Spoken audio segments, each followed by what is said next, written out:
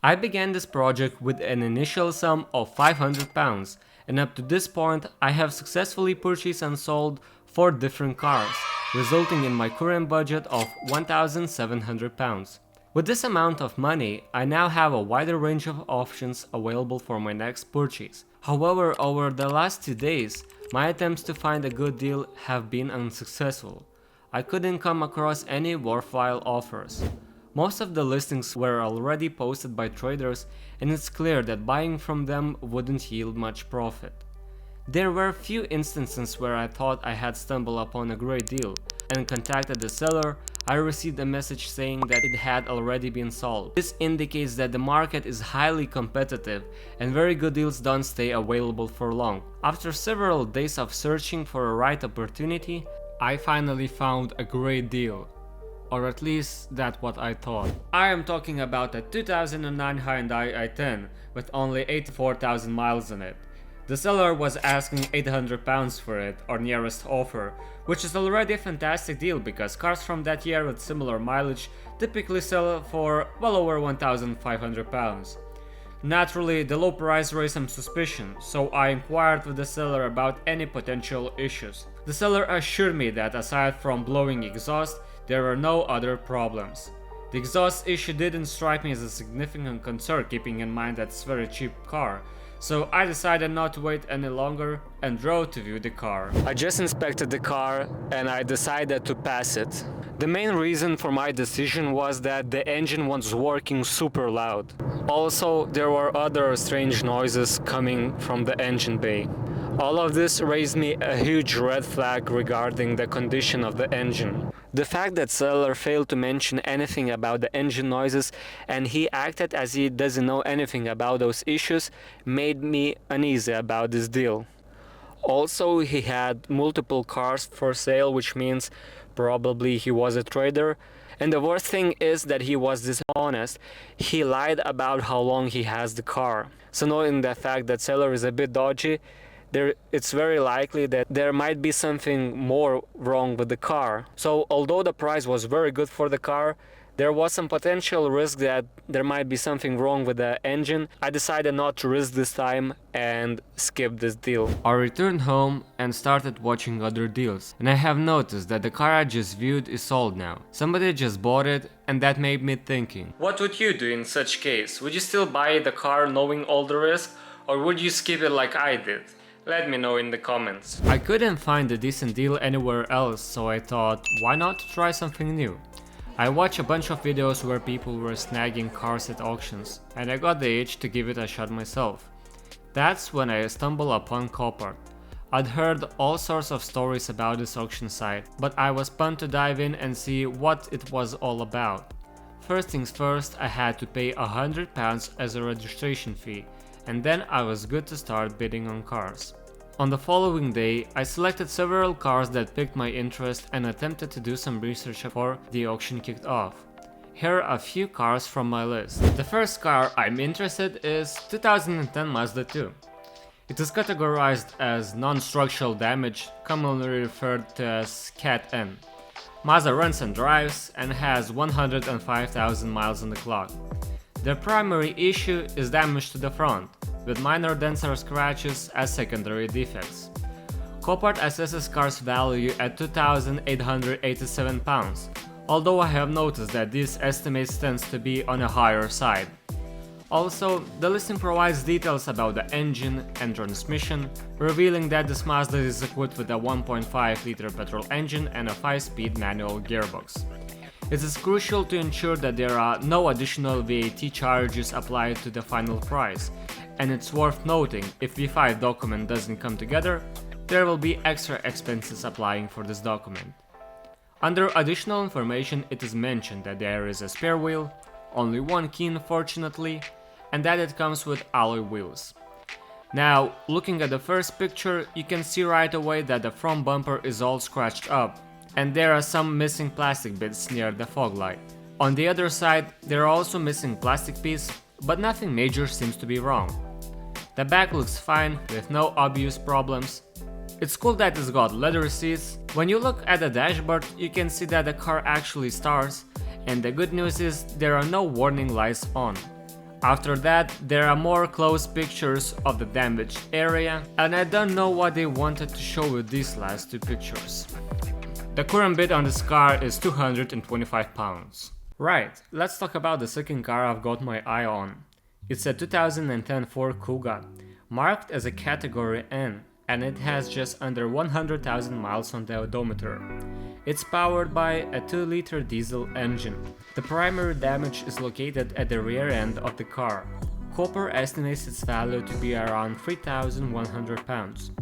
Fortunately, this time it comes with the V5 document. Taking a peek at the pictures, the front looks pretty decent, just few scratches here and there. But when you swing around to the back, things get a bit messy. The rear bumper's paint is peeling off and there is a massive dent in the boot lid. Apart from those issues, everything else seems to be okay. The interior and engine bay appears fine, the car starts up, and there are no warning lights active. The current bid on the car is 625 pounds. Finally, let's turn our attention to the third car in the lineup, a 2013 Citroën DS3. Getting straight to the point, it's a Cat N and it has just 50,000 miles on the odometer. The damage is on the side and Copper has valued this car at 4,745 pounds. The damage appears pretty severe and what makes it worse is that it's in a spot that's not replaceable. So there is just no way I could handle this on my own. However, I do know a guy who specializes in fixing this type of damages, so this will not be a problem. As for the rest of the body panels, they seem to be in good shape. It's low mileage car, so the interior looks like it's pristine condition. The current bid stands at 1,050 pounds. You have seen me how I go over every car's details and condition. Well, now it's time to start making some bids on these cars. When the auction started, Mazda had initial bid of 300 pounds and then increased quickly to 400 pounds. I did some math and figured I could go up to 450 pounds for that car. But as you can see, my bid was taken over and I quit the game. However, I was curious to see the final selling price and compare it if my bid calculation were way off or pretty much on point.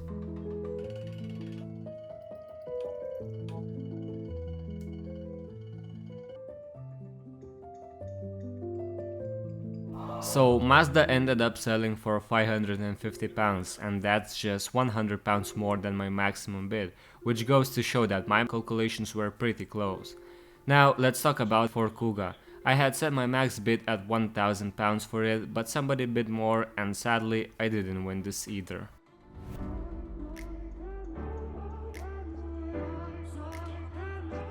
Now moving to the Citroën, my maximum bid was 1,250 pounds. However, it started already with my maximum bid, so I was basically out of the game already.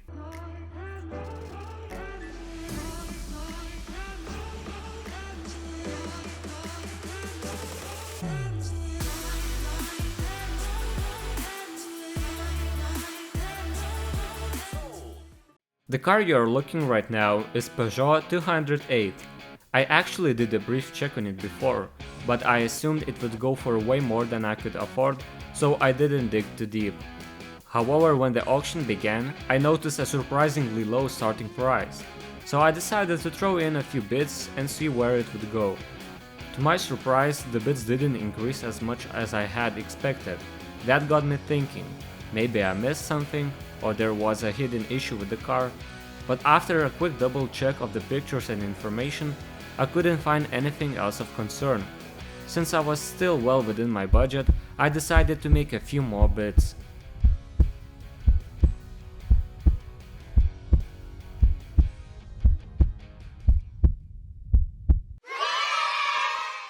Now wait. As much as I wished to, 1,250 pounds was not the final price unfortunately. I ended up paying in total 350 pounds for various fees, and on top of that, the delivery to my place set me back another 100 pounds. So when you add it all up, the grand total for Peugeot came to 1,700 pounds. The next day.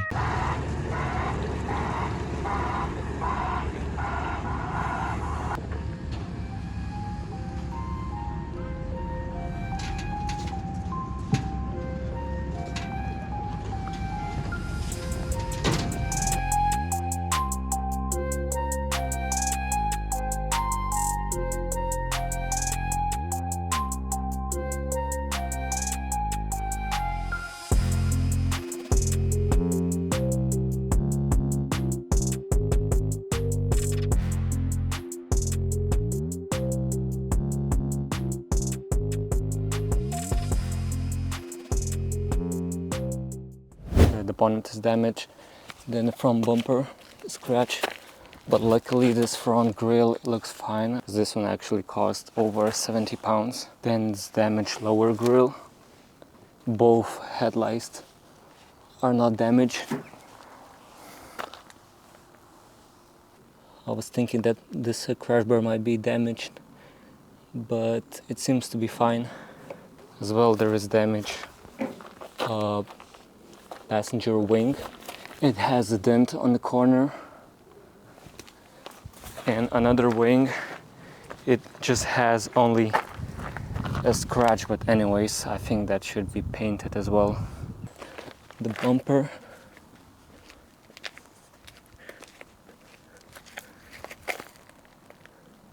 this plastic cover as well needs changing, and I think that's it. Well, there is a tiny dent on the doors. Hey kitty.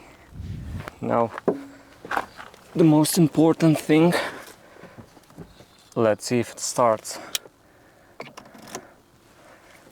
But before that, yeah, there is coolant as well.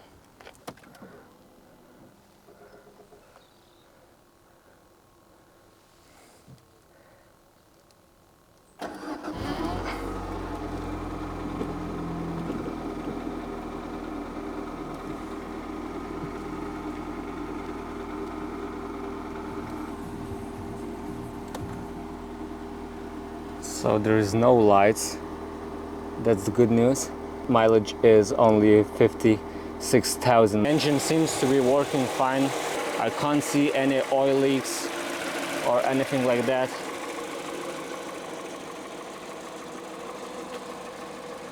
I have some exciting news to share.